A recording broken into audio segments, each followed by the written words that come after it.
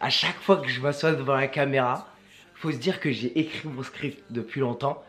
Et je vois la caméra et je m'imagine, je suis en train de vous parler, ça me fait kiffer. Et salut équipe, c'est Samy pour Après Sports News, j'espère que vous avez la pêche. L'autre jour, je sortais du boulot, j'avais une question en tête. Si jamais je devais mettre ma vie entre les mains d'une attaque qui est dans la red zone en NFL. Red zone, c'est les 20 derniers yards avant de marquer un touchdown. Si je devais mettre ma vie sur le fait qu'une équipe marque un touchdown, sur quelle équipe je parierais? J'ai posé cette question sur Instagram, sur Twitter, il y a eu plein de réponses. Et ben voilà, j'ai trouvé mon sujet de vidéo. Aujourd'hui, je vous présente les 5 équipes qui vont avoir le plus de succès pendant la saison prochaine dans la red zone. Encore une fois, pour être précis, red zone, c'est les 20 yards avant de marquer un touchdown. Avant de commencer mon top 5, j'ai envie de commencer par les équipes que j'aurais aimé inclure dans ce top 5, mais qui font pas vraiment quelque chose. Sans véritable ordre, les équipes qui étaient presque dans mon top 5 pour les meilleures équipes dans la red zone. Dallas, une excellente ligne offensive, un des meilleurs coureurs de la ligue. Clairement, ça manque de receveurs pour être dans mon top 5. Les Falcons d'Atlanta, ça peut vous surprendre qu'ils sont pas dans mon top 5 parce que j'ai une confiance énorme en Julio Jones pour gagner des balles en 50-50, pour gagner des balles qui sont en l'air. Mais ça n'a pas empêché les Falcons de finir 23e l'an dernier dans le pourcentage de touchdowns marqués à chaque fois que l'équipe était dans la red zone.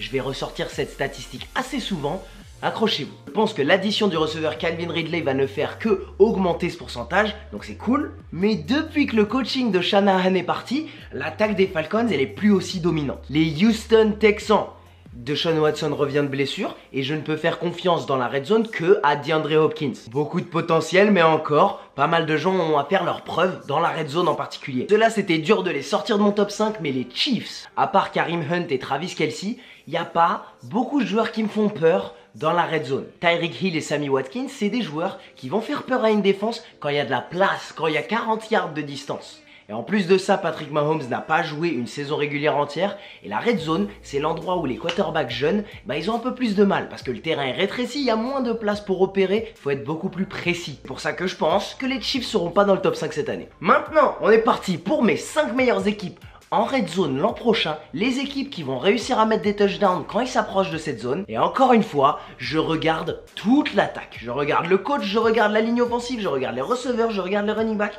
et je regarde bien sûr les quarterbacks.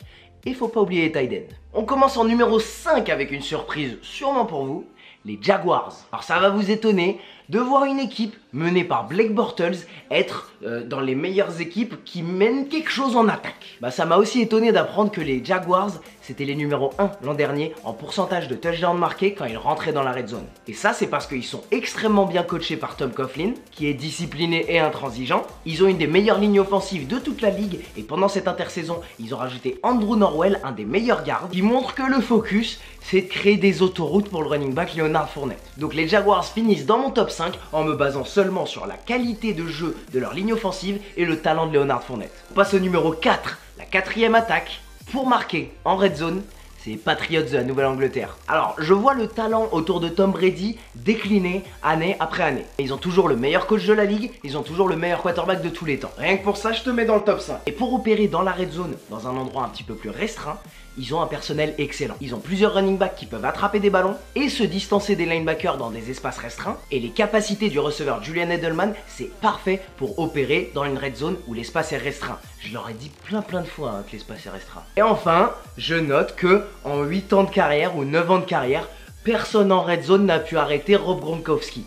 Alors simplement basé sur le combo Brady, Belichick, Gronkowski, les Patriots sont 4e. Numéro 3, on voit une tendance qui se dessine un peu. Des bons coachs, des bons quarterbacks, des vétérans qui ont l'habitude. Les Saints de la Nouvelle-Orléans sont 3e. Drew Brees et Sean Payton formaient déjà la 5e meilleure attaque en red zone l'an dernier, toujours basé sur la même stat. Et ce que je vois, c'est que Drew Brees est entouré de joueurs jeunes. Et une année d'expérience en plus, ça peut faire que du bien. On n'entend pas souvent le prénom de Michael Thomas quand on parle des meilleurs receveurs de la ligue. Je peux vous assurer qu'on va entendre son nom pendant les prochaines années à Nouvelle-Orléans. En plus de ça, t'ajoutes Alvin Kamara qui était le rookie de l'année, Mark Ingram qui reviendra de sa suspension. Tout ce talent orchestré par Sean Payton et Drew Brees, les Saints sont 3e. C'est là où ça devient intéressant, vous avez envie de savoir qui est le deuxième pour savoir qui est le premier. Mettez pause dans la vidéo maintenant.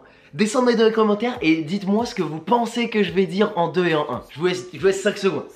Vas-y, mets-le. Ça va être marrant de voir la différence, ce que vous pensez, que je vais penser, enfin vous me contrôlez. C'est bon, t'as écrit? Nickel.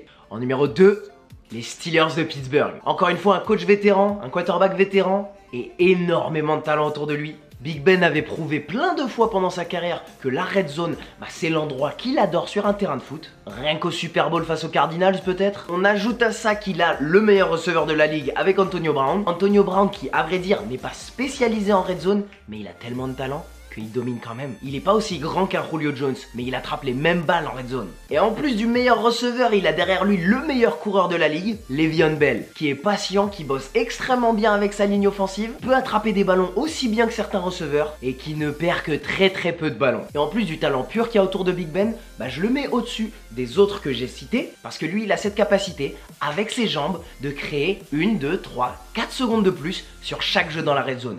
Et quand tu bosses dans un périmètre encore un petit peu plus serré, je le dis encore une fois, 4 secondes de plus, c'est énorme. Mais alors pourquoi les Steelers ont le meilleur receveur, le meilleur running back, un quarterback qui peut bouger avec ses jambes, un quarterback vétéran, un coach, ils ont tout. Mais c'est quand même les Eagles qui sont numéro 1 en équipe en red zone. Déjà la raison numéro 1 que je mette les Eagles en premier, parce que je suis pas du tout impartial, c'est ma chaîne, je fais ce que je veux, je suis fan des Eagles, c'est les meilleurs. Maintenant, je vais essayer de défendre un petit peu mon équipe et pourquoi je pense qu'ils sont les numéros 1. Les Eagles l'an dernier, ils étaient deuxième en pourcentage de touchdowns marqués dans la red zone juste derrière les Jaguars, ce qui est déjà pas mal. Je pense cette année que les Jaguars vont redescendre un petit peu et que les Eagles vont prendre leur place. Maintenant pourquoi? Carson Wentz est de retour et ils ont un candidat pour devenir MVP chaque année pour les 10 prochaines années. Ça fait du bien de dire ça.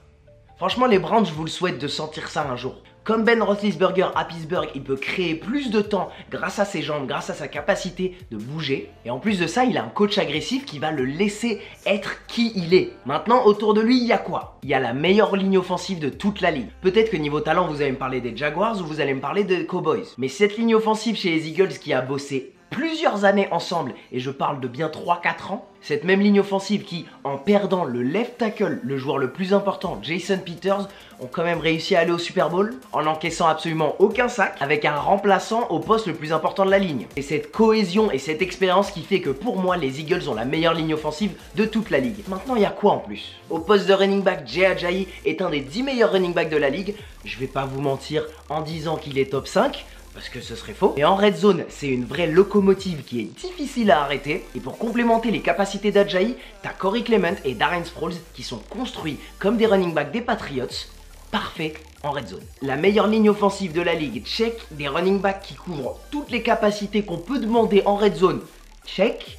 Maintenant, il y a quoi à l'extérieur? À l'extérieur, on commence par les tight ends. Zach Ertz qui avait le plus de touchdowns dans la red zone pendant la saison dernière. En comptant celui qui a fait gagner le Super Bowl aux Eagles, il fait plaisir celui-là. Ertz au niveau du talent, il est juste en dessous d'un Gronkowski et d'un Kelsey. En plus de ça, tu rajoutes le nouveau tight end Dallas Goedert qui vient d'être sélectionné à Philadelphie et il a fait toute sa carrière dans la red zone en universitaire. C'est le joueur qui est plus grand, qui saute plus haut, qui va attraper des ballons en red zone et te marquer tes touchdowns. Donc t'en as 2 des comme ça au poste de tight end. Tu rajoutes à ça à l'extérieur Alshon Jeffrey qui a le même corps que Julio Jones, qui fait les mêmes réceptions que lui. Et à l'intérieur Nelson Agholor qui peut jouer le rôle d'un Julian Edelman. Et enfin, si pour Carson Wentz ça ne suffit pas d'avoir Jeffrey, Agholor, Ertz, Goedert, Sproles, Clement et Ajayi, les Eagles ont récupéré Marcus Wheaton des Steelers. Les stats de Wheaton ne vont pas vous faire sauter devant votre écran. Il a eu des problèmes et les Eagles lui redonnent une chance. Mais c'est une 7ème option. En tout cas l'équipe, c'est tout pour mon top 5 des attaques en red zone en NFL. Comme je vous l'ai dit, les Jaguars, les Patriots, les Saints, les Steelers et ensuite les Eagles. Dites-moi dans les commentaires qui est votre équipe, l'équipe à qui vous donneriez votre vie pour marquer un touchdown dans la red zone. Là j'ai vraiment voulu mettre en avant l'équipe et la totalité des joueurs. Si je dois choisir un combo quarterback-receveur, je reste sur Brady Gronkowski. Je vous attends dans les commentaires comme d'habitude, je vous réponds à vous tous. N'hésitez pas à me dire si les vidéos top 5 comme ça, où je vous donne mon avis sur la ligue, ça vous intéresse ou pas. Et pour tout le reste, on se retrouve mercredi 18 h pour plus de NFL, plus de NBA. Et c'est tout pour moi, allez ciao!